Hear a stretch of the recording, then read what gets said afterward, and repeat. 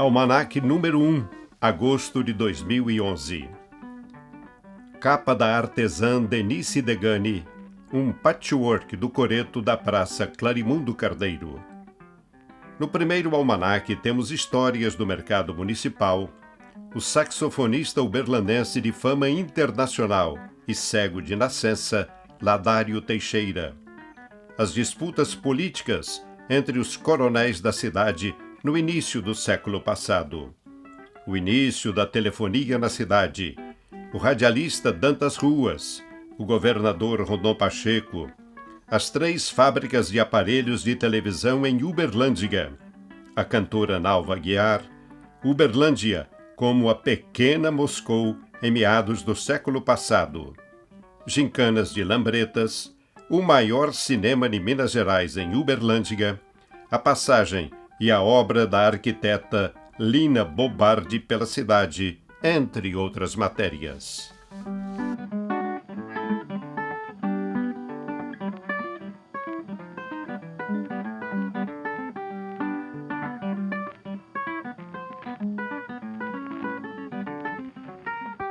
A ideia de que o patchwork também não é só comercial, ele pode ser artístico, que é a parte desses painéis, os painéis que a gente, na verdade, são quase quadros, né? Só que são feitos de pedaços de tecidos.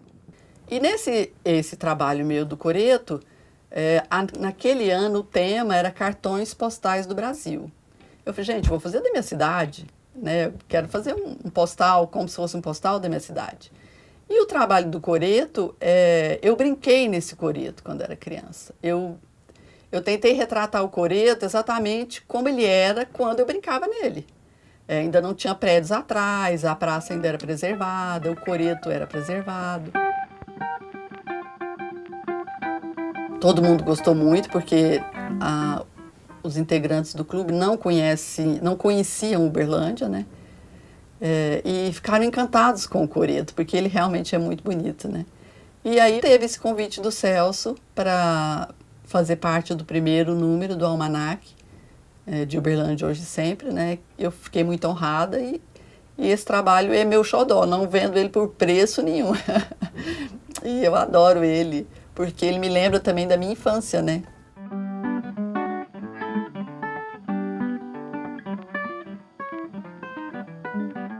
Política comigo surgiu assim naturalmente como uma vocação irresistível, né?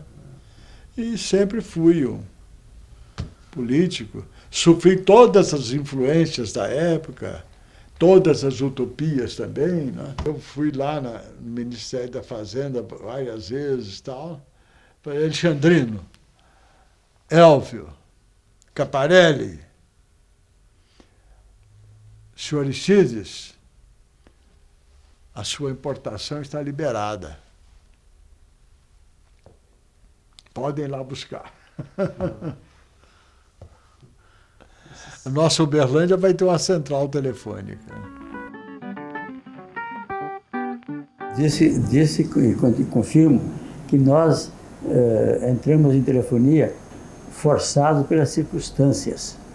Porque nós éramos comerciantes de automóveis, posto de gasolina, máquina de arroz, então não precisávamos da telefonia. Mas depois, com a necessidade, eu como presidente da Associação Comercial, eu era responsável também por Uberlândia, que naquele tempo a Associação Comercial era quase que uma segunda prefeitura. Ela resolvia todos os problemas da cidade. Eu trabalhando, chegando o prefeito à frente, naquele tempo a Associação Comercial trabalhava mesmo. Então, como nós fomos trabalhando assim, nós lutamos com dificuldade de técnica, como você disse há pouco, inclusive ligação. Que nós entramos em telefonia porque não podíamos falar para São Paulo, não se falava. São Paulo era a praça principal de nós e não se falava. Como eu disse, levava um dia ou levava uma semana para falar uma ligação em São Paulo, e deficiente. Então, fomos trabalhando, fazendo, e procuramos trabalhar para o interior do país, mas também rumo a São Paulo. Nós nunca esquecemos de São Paulo. São Paulo era a nossa meta.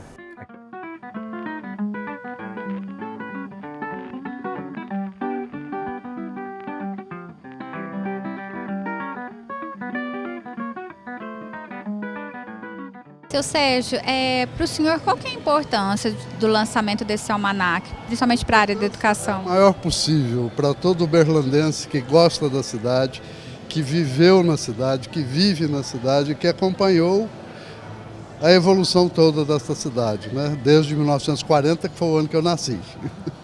Tem alguma matéria, porque pelo que o senhor folheou aí, que o senhor ficou mais interessado em ver, que chamou a atenção do senhor? São todas muito boas. Tem fotografias aqui históricas de baile de carnaval no antigo Cine Avenida, que é aqui na Avenida Afonso Pena. Tem coisas lindas, lindas, lindas. Então o Celso está realmente de parabéns por mais esse esforço dele, que é um esforço que ele vem fazendo, se dedicando praticamente a vida, né? Dedicando a vida dele a isso. Ele merece todos os nossos elogios e toda a nossa admiração pelo que ele tem feito. E vai continuar a fazer, sem dúvida.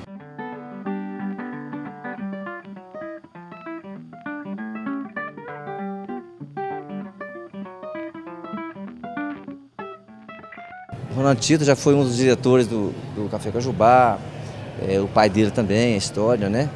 E ele contou a história dele, empresário, que ele foi o presidente da CIUB, e ali começou a vida política dele. Então ele contou toda a história da negociação da dívida externa do Brasil, quando ele era senador, ele era líder do governo.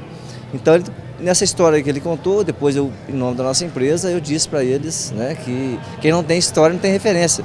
Então de nós estar participando disso aqui, conclui toda essa colocação que eu estou dizendo aqui, né?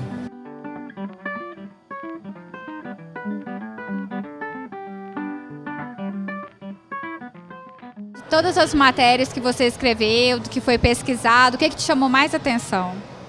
O que eu mais gostei de fazer foi a fábrica de televisores, porque eu recebi todo o carinho do seu Jorge Simão, que veio de Brasília para me atender, para nos atender. Ele tem 82 anos, saiu essa distância, veio, deu entrevista. E também gostei muito de fazer sobre o campeão de Lambretas, que foi o Carlos Benatti. Gostei muito da entrevista com o seu Rondon Pacheco, que eu acompanhei a equipe da Close. Gostei muito de fazer o campeão de tiro ao pombo, que foi o seu Abel Santos, que tem 98 anos, que me deu uma aula. Então, assim, eu aprendi muito sobre a cidade, que eu não conhecia, porque eu não sou daqui. E aprendi também muito como pessoa, porque são pessoas mais velhas do que eu, e acaba acrescentando muito pra gente.